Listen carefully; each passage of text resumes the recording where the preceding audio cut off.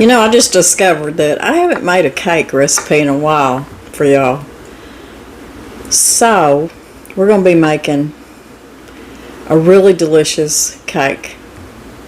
And this isn't just any ordinary cake. There's a story behind this cake. You know, a couple of months ago, me and Danny and a couple of kids and grandkids went to Texas and spent a week down there on the lake. It was my cousin Julie's birthday, so we went to her birthday party and spent some time with her. And my friend Debbie, who lives in Texas, she come and spent some time with us too, and she brought some delicious food. She brought us a big old delicious smoked brisket. I'm telling y'all, there's just nothing any better than a Texas brisket. I mean, that's just the truth. And she brought us this chocolate cake, and it was just wonderful. It was one of the best chocolate cakes I've ever ate, and the family just loved it. And we ate on that cake the whole time we was there. It was delicious.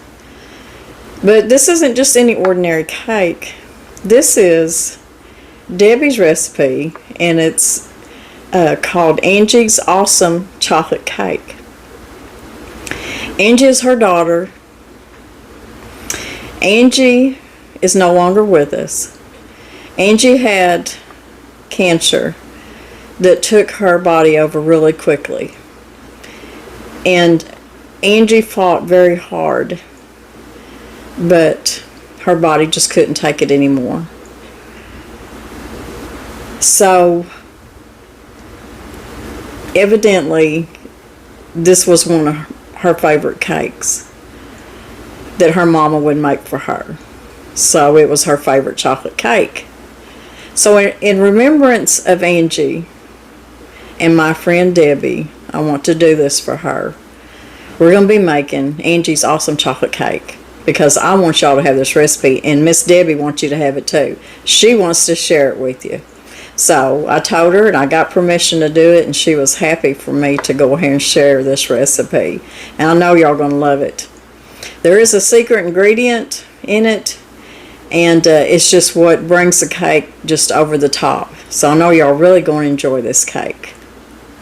First thing we're going to do is we're going to make a cup of coffee. We're going to make a cup of strong coffee. And this is the ingredient that brings this cake over the top.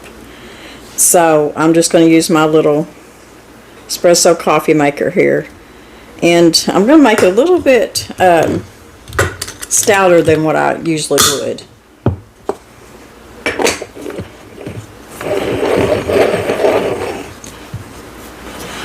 And, you know, there's something about coffee and chocolate. They go together so good. And when you combine them together, they just bring such a good flavor out of that chocolate.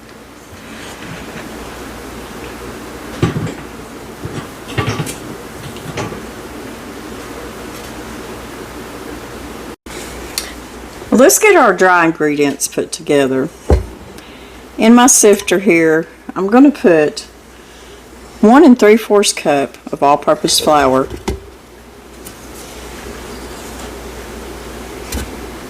If you've got cake flour, you can use cake flour.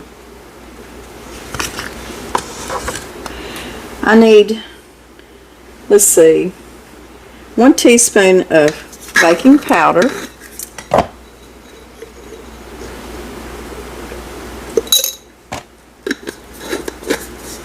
I need a teaspoon of salt.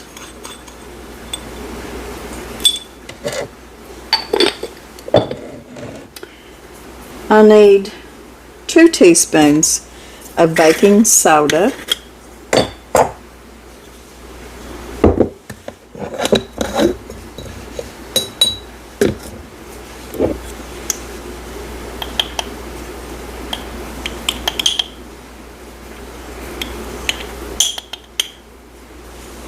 Teaspoons. And I'm going to go ahead and put my cocoa in here, my baking cocoa, and I've got 3/4 cup of baking cocoa powder.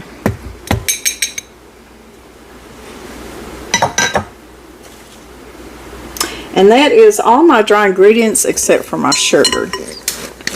And I just kind of like to sift my dry ingredients together. It helps to combine all your salt and your baking powder and baking soda, and it also gives that flour, makes that flour a little bit fluffier for the consistency of your cake. And it also gets out the big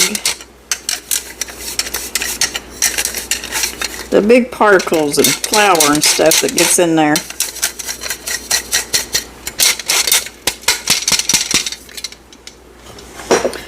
Okay, and now we're going to put in 2 cups of sugar.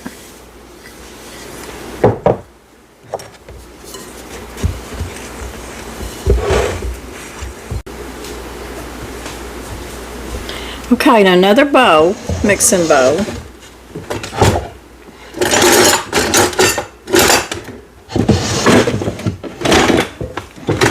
we're going to add our liquid ingredients.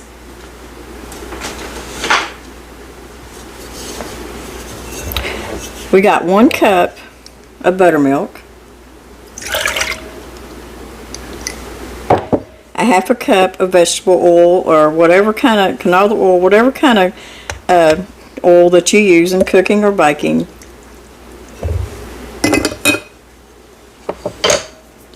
I'm going to put 3 eggs. I know a lot of y'all break your eggs in a bowl before you put them in your mixing bowl, but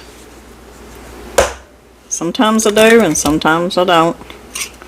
If I remember to do it, I do it. So we'll put it that way. We're just going to mix that up.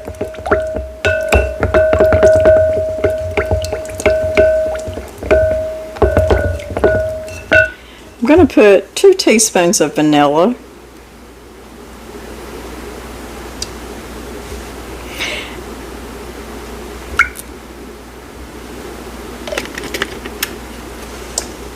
Now I've got a cup of my hot brewed coffee. It's still hot. You can see the steam coming up. Now I'm going to add it to this liquid mixture. And I also saved back a teaspoon to put in my icing for the cake, my frosting, my chocolate frosting. Now that's optional. You don't have to put the coffee in your frosting.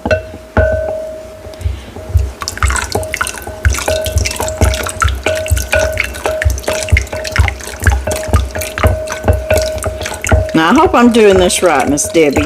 I hope I followed your instructions right. I hope I didn't mess up.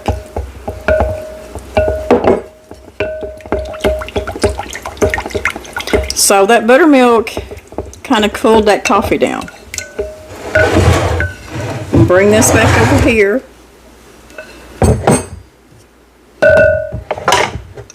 And we're going to pour our liquid into our dry ingredients.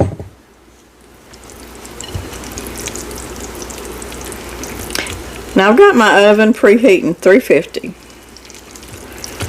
I'm going to use a 9x13 pan baking dish that I sprayed with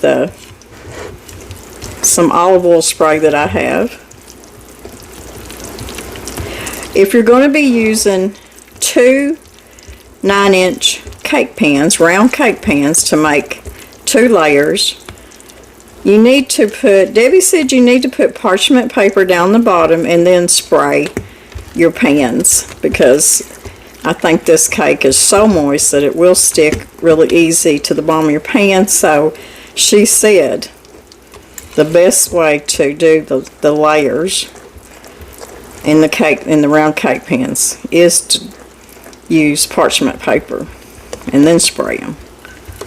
Which I usually do that with all my round layer cakes, because that's just makes me feel better knowing that cake's not going to stick to the bottom of that pan after going to all that trouble. I'm just doing this in a 9x13 because it's, It's just easier to carry around. I'll probably take some of this I'll have Danny maybe take some of this to work. Might share it with the family. And Miss Debbie said that this cake freezes really well. So if you want to make the cake part ahead of time and freeze it, and then take it out another time to frost it, she said that works really good.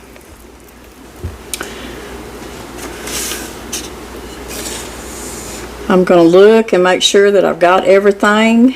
I've got my flour, sugar, baking powder, salt, cocoa, baking soda, buttermilk, coffee, oil, eggs, and vanilla.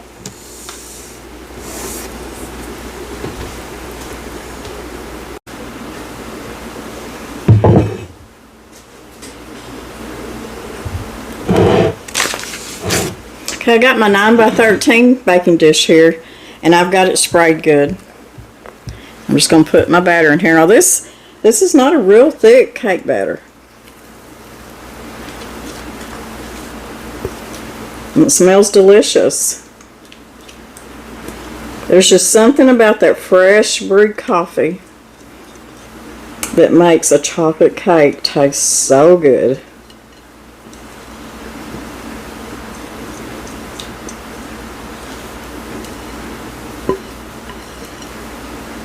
So I've got my butter laying out here for my frosting, because you want your butter at room temp. Now we're only going to be using a stick, but I've got other things I'm going to be doing with my butter too. So anyways, I got my butter getting soft here at room temperature. So we're going to, I had a little spot there, a dry mix. Put this in a 350-degree oven, and I'm going to check it.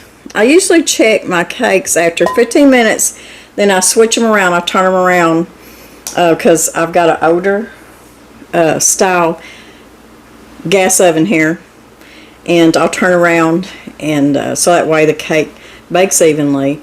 But we're going to say anywhere from, in my oven, I'm going to say anywhere from 25 to 35 minutes. Now that's 10 minutes in there, but everybody's oven's different. I think Miss Debbie said it was anywhere from 30 to 35 minutes in her oven. So we'll get this in there and we'll see how long it takes.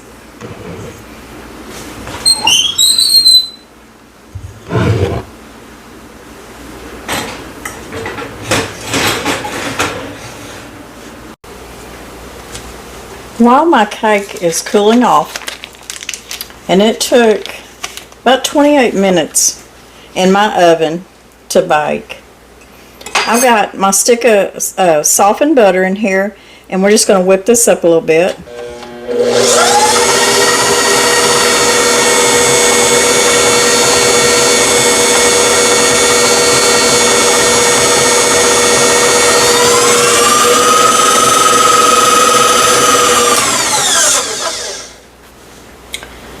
I'm going to go ahead and I'm going to add, this is a 2-pound bag of powdered sugar, and I'm going to add about 3/4 of it, and we'll just go from there.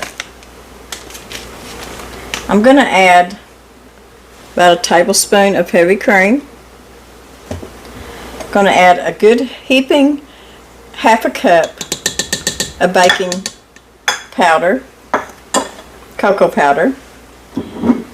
I've got that 1 teaspoon of coffee. Now that's optional, you don't have to put it in there, but I'm going to put it in there as a flavoring. And then I'm going to go ahead and put a teaspoon of vanilla.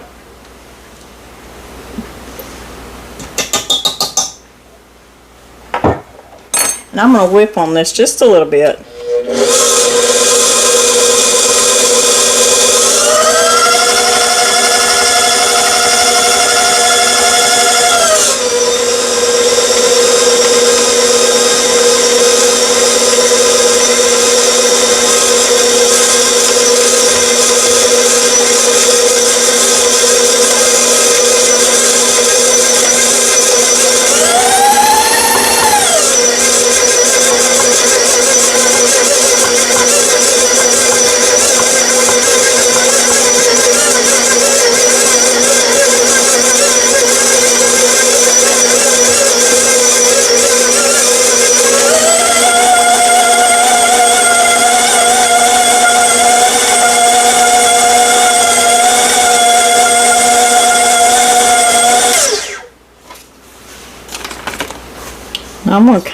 scrape down the sides, and I can tell by feeling it and looking at it that it still needs a little bit more heavy cream in it.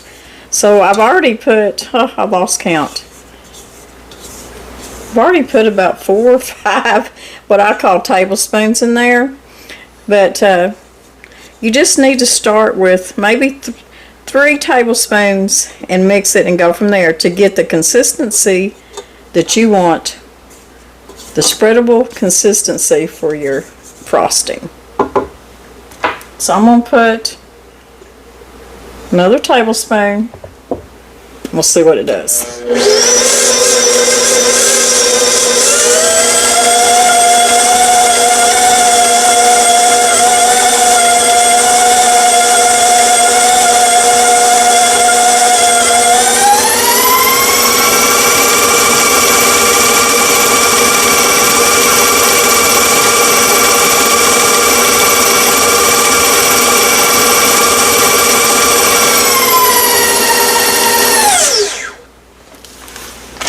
Okay, it's getting better.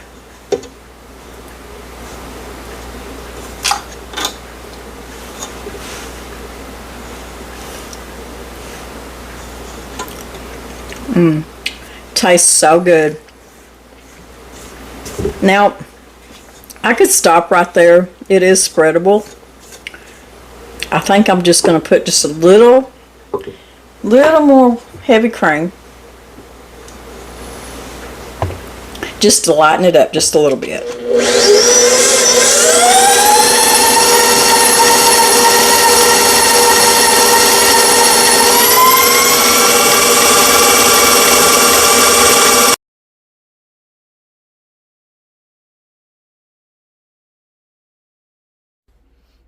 You see how delicious that looks? Look at that beautiful cake. Moist. Really dark from the coffee and the cocoa powder. That frosting, look at it just oozing down the side. Doesn't that look good? I guarantee you it tastes just as good as it looks. This is Angie's awesome chocolate cake, and it's one of the best I've ever ate. So this video and this recipe is dedicated to Angie, Miss Debbie's beautiful daughter, and to all those that have fought and lost their battle with cancer. We know so many in our own family, friends, community. For those that have fought the battle and won, and for those that are fighting the battle right now, you're in our hearts and in our prayers. God bless everybody.